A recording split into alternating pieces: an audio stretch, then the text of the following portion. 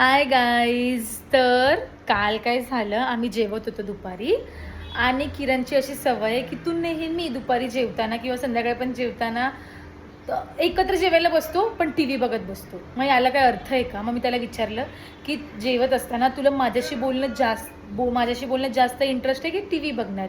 तर तो काय बोलला की मला टी व्ही बघण्यात जास्त इंटरेस्ट आहे जेवत असताना. मग आपण सोबत जेवण्याचा काय अर्थ आहे? मग त्यापेक्षा हे बेटर आहे ना की तू वेगळं जेव आणि मी वेगळं जेवेल. कारण आपण सोबत का जेवतो? कारण एकत्र आपण बसतो तर बोलू शकतो किंवा शांत राहून पण जर आपण जेवलो तर एकमेकांचं म्हणजे एक असतं ना की तू टीव्ही बघतोय आणि मी एकटी बसली, याला काय अर्थ आहे? असं का करतोस किरण तू? मला वाटतं की एकत्र जेवताना दोघांनी पण टीव्ही बघितली पाहिजे. अरे पण का? टीव्ही का पाहायचाय? तुम्ही पण सांगा, तुमचे पण नवरे असंच करतात का?